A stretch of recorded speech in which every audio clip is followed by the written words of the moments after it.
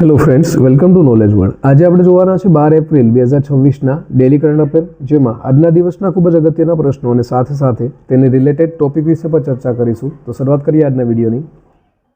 પ્રથમ પ્રશ્ન છે, તાજેતરમાં T20 મેચમાં 9 વિકેટ લેનારી વિશ્વની પ્રથમ મહિલા ક્રિકેટર કોણ બની છે? તો ઓપ્શન આપેલા છે. તો હાલમાં જ લોરા કાર્ડોસો છે તેઓના દ્વારા T20 મેચ છે, ઇન્ટરનેશનલ મેચ, તેઓમાં 9 વિકેટ છે તે લેનારી વિશ્વની પ્રથમ મહિલા ક્રિકેટર બની છે. માટે ઓપ્શન નંબર એ છે તે આપણો જવાબ આવશે. હવે સ્ક્રીન ઉપર જોઈ શકો છો, આ છે બ્રાઝિલની 21 વર્ષીય ફાસ્ટ બોલર લોરા કાર્ડોસો, અને તેઓએ હાલમાં જ T20 આંતરરાષ્ટ્રીય ક્રિકેટ મેચમાં 9 વિકેટ લેનારી વિશ્વની પ્રથમ મહિલા અને એકંદરે પ્રથમ ક્રિકેટર છે તે પણ બની છે. આ રેકોર્ડ છે તે એપ્રિલ 2026માં બોત્સવાનામાં રમાયેલી BCA કાલાહારી મહિલા T20 ટુર્નામેન્ટ છે તે દરમિયાન બ્રાઝિલ અને લેસોથો વચ્ચેની મેચમાં નોંધાયો હતો, અને લોરાએ માત્ર 3 ઓવરમાં માત્ર 4 રન આપી અને 9 વિકેટ છે તે ઝડપી હતી. નેક્સ્ટ જોઈએ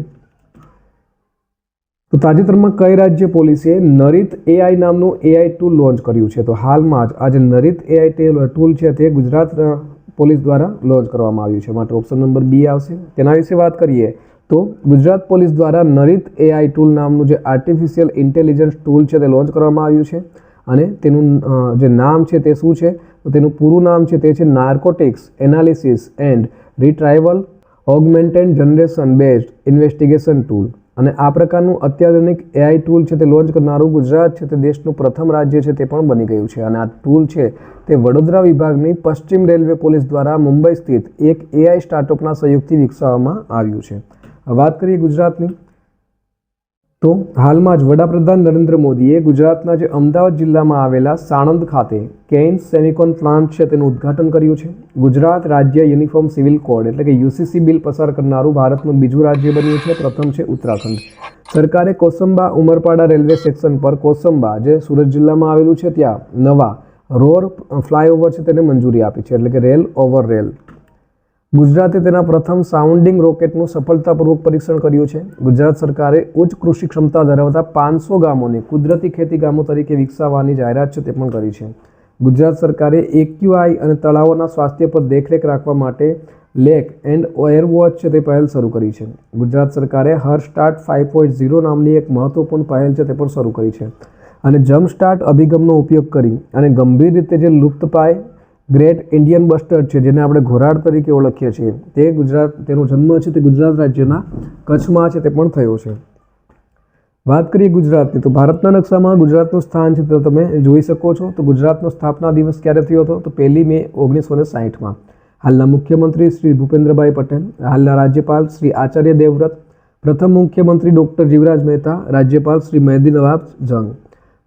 ગુજરાતની પાસે યુનેસ્કો જે વર્લ્ડ હેરિટેજ સાઇટ છે તે નીચે મુજબ છે, જેમાં 2004માં ચાંપાનેર પાવાગઢ આર્કિયોલોજીકલ પાર્ક, રાણીની વાવ જેને 2014માં આપવામાં આવી હતી, ઐતિહાસિક શહેર અમદાવાદ 2017માં ભારતનું પ્રથમ હેરિટેજ સિટી તરીકે, અને ધોળાવીરા કચ્છ 2021માં હડપ્પન સંસ્કૃતિનું સ્થળ. તાજેતરમાં ભારતના બંધારણનું નવીનતમ સંસ્કરણ સિંધી ભાષામાં કોણે બહાર પાડ્યું છે? તો CP રાધાકૃષ્ણન છે તેઓના દ્વારા સિંધી ભાષામાં ભારતના બંધારણનું નવીનતમ સંસ્કરણ બહાર પાડવામાં આવ્યું છે. માટે ઓપ્શન નંબર બી આવશે.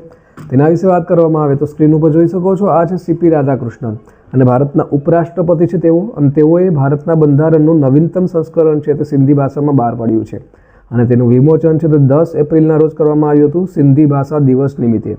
અને આ સમારોહ છે તે નવી દિલ્હીમાં ઉપરાષ્ટ્રપતિ ભવન ખાતે યોજાયો હતો, અને બંધારણનું આ સંસ્કરણ છે તે દેવનાગરી અને ફારસી એમ બંને લિપિઓમાં બહાર છે તે પાડવામાં આવ્યું હતું. નેક્સ્ટ જોઈએ, તાજેતરમાં રાષ્ટ્રીય સલામત માતૃત્વ દિવસ ક્યારે ઉજવવામાં આવ્યો હતો? દર વર્ષે આ દિવસ છે તે 11 એપ્રિલના રોજ ઉજવવામાં આવે છે. માટે ઓપ્શન નંબર ડી આવશે. તેના વિશે વાત કરીએ તો નેશનલ સેફ મધરહુડ ડે જે 11 એપ્રિલ 2026ના રોજ ઉજવવામાં આવ્યો છે. સગર્ભા મહિલાઓને પૂરતું પોષણ, યોગ્ય આરોગ્ય સેવાઓ અને પ્રસૂતિ દરમિયાન સંભાળ મળી રહે તે માટે જાગૃતિ લાવવાનો છે. વર્ષ 2003માં ભારત સરકારે મહાત્મા ગાંધીના પત્ની કસ્તુરબા ગાંધીની જન્મજયંતિ જે 11 એપ્રિલે છે તેને આ દિવસ તરીકે જાહેર કર્યો છે, અને ભારત વિશ્વનો પ્રથમ એવો દેશ છે જેઓએ સત્તાવાર રીતે આ દિવસ છે તેની જાહેરાત કરી છે. તાજેતરમાં કયા દેશે UAE ચલણ સ્વેપ કરાર પર હસ્તાક્ષર કર્યા છે? તો હાલમાં જ UAE અને બહેરીન વચ્ચે આજે ચલણ સ્વેપ કરાર પર હસ્તાક્ષર છે તે કરવામાં આવ્યા છે. માટે ઓપ્શન નંબર એ આવશે. તેના વિશે વાત કરીએ તો બહેરીન અને સંયુક્ત આરબ અમીરાત એટલે કે યુએઈ દ્વારા ચલણ સ્વેપ કરાર પર હસ્તાક્ષર કર્યા છે અને આ કરાર છે તે 20 અબજ અમીરાતી દિરહામ અથવા 2 અબજ બહેરીની દિરહામનો છે. આ કરાર પર યુએઈની સેન્ટ્રલ બેંકના ગવર્નર ખાલિદ મોહમ્મદ બાલામા અને બહેરીનની સેન્ટ્રલ બેંકના ગવર્નર ખાલિદ હુમેદાન દ્વારા હસ્તાક્ષર છે તે કરવામાં આવ્યા છે. તાજેતરમાં બીપીસીએલના નવા ચેરમેન અને એમડી કોણ બન્યા છે? તો હાલમાં જ બીપીસીએલના નવા ચેરમેન અને એમડી સંજય ખન્ના બન્યા છે. માટે ઓપ્શન નંબર સી આવશે. તો સ્ક્રીન ઉપર જોઈ શકો છો, આ છે સંજય ખન્ના અને તેઓને તાજેતરમાં જ ભારત પેટ્રોલિયમ કોર્પોરેશન લિમિટેડ એટલે કે બીપીસીએલના નવા ચેરમેન અને એમડી બનાવ્યા છે. આ પૂર્વે તેઓ બીપીસીએલમાં ડિરેક્ટર રિફાઇનરીઝ તરીકે કાર્યરત હતા. તેમણે જી કૃષ્ણકુમાર છે તેઓની નિવૃત્તિ બાદ તેનું સ્થાન છે તે લીધું છે. નેક્સ્ટ જોઈએ તો બીજા અગત્યના પોઈન્ટ વિશે વાત કરીએ તો યસ બેંક દ્વારા હાલમાં જ એમડી તરીકે અને સીઈઓ તરીકે વિનય મુરલીધર ટોસેએ કાર્યભાર સંભાળ્યો છે. Power grid corporation of India લિમિટેડના સીએમડી તરીકે બીવી રામામોહન નિયુક્ત થયા છે. તો ચંચલ કુમારે માહિતી અને પ્રસારણ મંત્રાલયના સચિવ તરીકે કાર્યભાર સંભાળ્યો છે. જનરલ ધીરજ શેઠે દેશના નવા deputy chief of army staff તરીકેનો કાર્યભાર સંભાળ્યો છે. તો અશ્વિની ભીડેને બીએમસીના પ્રથમ મહિલા કમિશનર તરીકે નિમણૂક અપાઈ છે. વીર વિક્રમ યાદવને ડીજીસીના મહાનિર્દેશક તરીકે નિમણૂક અપાઈ છે. તો નોકિયા ઇન્ડિયા દ્વારા સમર મિત્તલ છે તેઓને કન્ટ્રી બિઝનેસ લીડર તરીકે નિયુક્ત છે તે કરવામાં આવ્યા છે. તાજેતરમાં કઈ પાસપોર્ટ ઓફિસે બ્રેલ અને સાઇન લેંગ્વેજ સેવાઓ શરૂ કરી છે? તો હાલમાં જ આ સેવાઓ છે તે ભોપાલ દ્વારા શરૂ કરવામાં આવી છે. માટે ઓપ્શન નંબર એ આવશે. તેના વિશે વાત કરીએ તો ભોપાલ રિજિયોનલ પાસપોર્ટ ઓફિસ એટલે કે આરપીઓએ દિવ્યાંગ અરજદારો માટે બ્રેલ અને સાઇન લેંગ્વેજ એટલે કે સંકેત ભાષા ઉપર સેવાઓ શરૂ કરી છે અને આ પ્રકારની સેવાઓ શરૂ કરનાર તે ભારતની પ્રથમ પ્રાદેશિક પાસપોર્ટ ઓફિસ છે તે બની છે અને દ્રષ્ટિહીન અરજદારો માટે પાસપોર્ટ પ્રક્રિયાની વિગતો આપતી વિશેષ બ્રેલ પુસ્તિકાઓ છે તે પણ તૈયાર કરવામાં આવી છે અને આ સુવિધાઓ છે તેનું ઉદ્ઘાટન ચીફ પાસપોર્ટ ઓફિસર BS મુબારક દ્વારા કરવામાં આવ્યું હતું. તાજેતરમાં NHAI આરોગ્યવાન પહેલ કોણે શરૂ કરી છે? તો હાલમાં જ આજે આરોગ્યવાન પહેલ છે તે નીતિન ગડકરી દ્વારા શરૂ કરાઈ છે. માટે ઓપ્શન નંબર ડી આવશે. તેના વિશે વાત કરીએ તો NHAI એટલે કે national highway authority of India તો તેઓના દ્વારા આરોગ્યવાન છે તે શરૂ કરવામાં આવી છે અને રાષ્ટ્રીય ધોરીમાર્ગ પર જૈવ વિવિધતા અને પર્યાવરણની સ્થિરતાને પ્રોત્સાહન આપવા માટેનું છે અને આ પહેલ હેઠળ હાઈવેની આસપાસ ઔષધિ વૃક્ષોનું વાવેતર કરવામાં આવશે જે પક્ષીઓ, પરાગરજકો અને સૂક્ષ્મજીવોને ટેકો આપી પર્યાવરણની સંતુલન જાળવવામાં મદદ કરશે. તાજેતરમાં કેબિનેટ સમિતિએ કયા રાજ્યમાં ક્લાય 2 જળવિદ્યુત પ્રોજેક્ટ માટે 14,105.83 કરોડ મંજૂર કર્યા છે? તો હાલમાં જ આ મંજૂર છે તે અરુણાચલ પ્રદેશ રાજ્યમાં કરવામાં આવ્યા છે. માટે ઓપ્શન નંબર બી આવશે.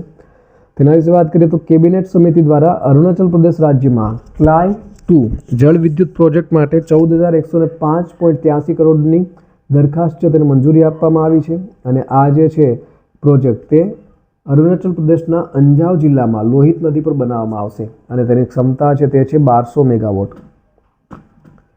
તાજેતરમાં સીડી ગોપીનાથનું અવસાન થયું છે. તેઓ કોણ હતા? તો તેઓ એક ક્રિકેટર હતા. માટે ઓપ્શન નંબર એ આવશે. તેના વિશે વાત કરીએ તો સીડી ગોપીનાથ જેમ તમે સ્ક્રીન ઉપર જોઈ શકો છો કોઈમ્બતુર દોરાઈસ્વામી ગોપીનાથ અને તેઓ ભૂતપૂર્વ ટેસ્ટ ક્રિકેટર હતા અને તેઓનું 96 વર્ષની વયે ચેન્નઈમાં અવસાન થયું છે. 1952માં ઇંગ્લેન્ડ સામે ભારતની પ્રથમ ટેસ્ટ જીત મેળવનારા ટીમના છેલ્લા હયાત સભ્ય હતા અને તેઓએ 1951થી લઈ અને 1960 દરમિયાન ભારત માટે 8 ટેસ્ટ મેચ છે તે રમી છે અને 1951માં ઇંગ્લેન્ડ સામે મુંબઈના બ્રેબોર્ન સ્ટેડિયમ ખાતે રમી હતી.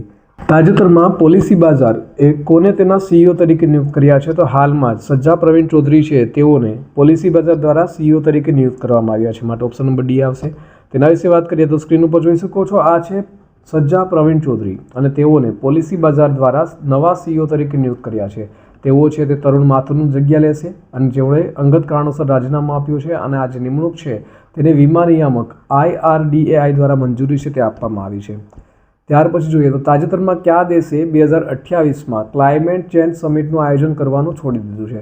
તો આપણા ભારત દેશ દ્વારા આનું જે આયોજન છે તે કરવાનું રાખવામાં આવ્યું છે. માટે ઓપ્શન નંબર એ આવશે. તેના વિશે વાત કરીએ તો ભારતે 2028માં જે આયોજિત થનારી UN ક્લાઇમેટ ચેન્જ સમિટ એટલે કે COP33 છે તેની યજમાની માટેનો પોતાનો પ્રસ્તાવ પાછો ખેંચી લીધો છે અને આ જે પ્રસ્તાવ છે તે સૌપ્રથમ વડાપ્રધાન નરેન્દ્ર મોદી દ્વારા ડિસેમ્બર 2023માં દુબઈ ખાતે યોજાયેલી COP28 દરમિયાન આ સમિટ છે તે ભારતમાં યોજવાનો પ્રસ્તાવ મૂક્યો હતો.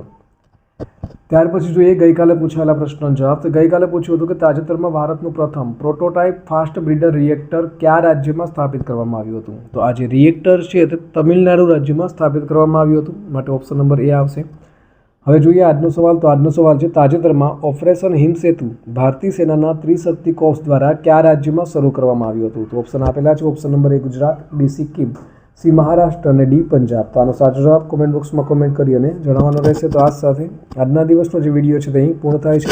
બીજા અગત્યના વિડીયો અને પ્લેલિસ્ટની લિંક છે તે સ્ક્રીન ઉપર આપેલી છે.